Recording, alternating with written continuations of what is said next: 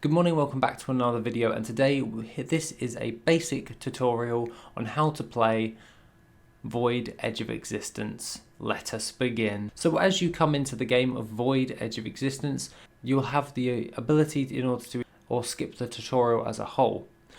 However, if you want to see a basic overview on how to actually use said game, you'll be displayed with this current setup of the actual game where you actually can see your action buttons. This will be normally bound to you, which is either one for your soul rend ability or your leeching effect, where you can either do that while running or by standing still.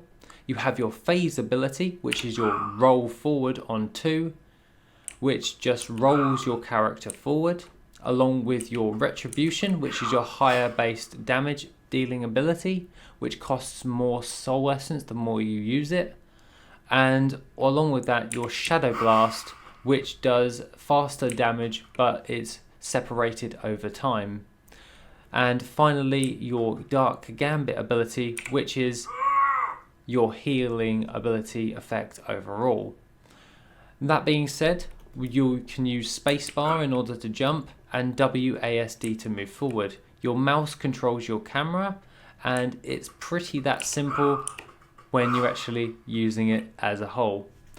Along with that, you do also have the ability to see a compass, which you can use to navigate through the different levels and work your way through in all of that. We added that as a nice little feature, as that was a recommendation by one of our players, and we thought that would be a really cool idea in order to have a little compass to navigate yourself through the actual game as a whole. However, if you go into user interface or UI by pressing escape, you have the ability to either turn off these abilities, so you can turn off your action buttons, and you have the ability to turn off your compass. Along with that, once it's actually closed, it will save for you. However, you can also change your key bindings within user interface to be whatever you want. As you can see, your soul rend is on 1, phase is on 2, retribution's on 3, shadow blast on 4, and dark gambit's on 5. With your inventory, to open your bags, it's B, and with your skill power, it is P. Just one quick note that you can only activate your skill power once you are in the core, and you can change your movement settings as you so wish, with forward, backwards, right, left, and the basic WASD, and also spacebar to jump. So you can change that to however you wish. However, changing the movement controls, we left a warning, because changing your movement controls forward, backwards, left, and right will be permanent, binding that button to all existing movement buttons for that movement.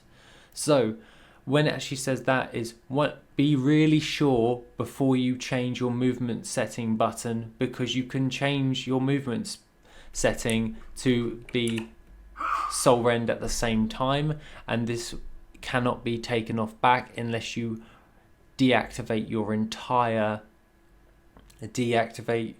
or full reset your entire game when it comes towards all of that. So really careful before you change any of your movement controls.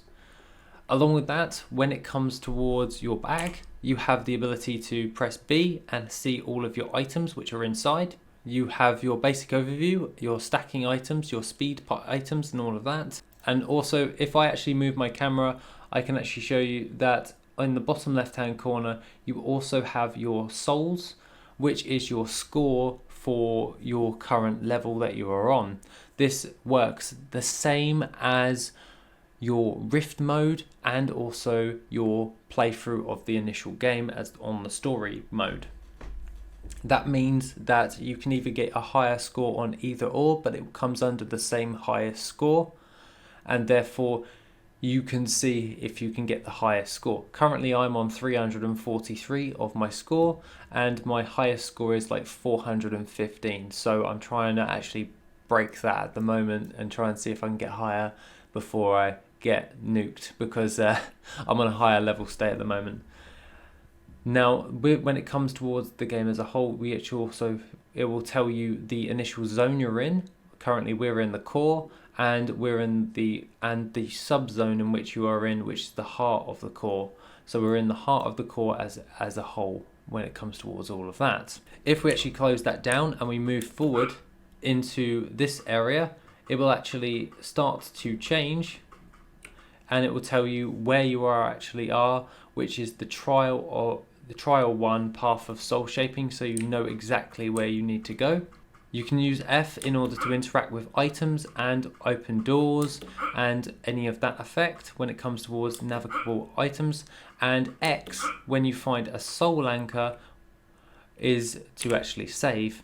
When it comes towards NPCs on that front, when you want to speak to any of the vendors or speak to Szeth, all you have to do is you just have to run up to them and they will open up their dialogue box. You can close that down and then walk away, along with when you get near to these guys, the dialogue box and the text for the said vendor will actually show up. So this is the item destroy vendor, where you can press B when you're in proximity to this item vendor, and you can then destroy said item, and it will just destroy the item for you and give you 1 soul fragment back. So that means that, and then you also have your items vendor, which will actually give you items for soul fragments. So if you have 10 soul fragments, you can just go ahead and buy the Rune of the Bear, only the low level items overall. That being said, that is a basic overview for Void Edge of Existence and the initial gameplays. Have a wonderful rest of the day, and I shall see you in the next video, which will be soon.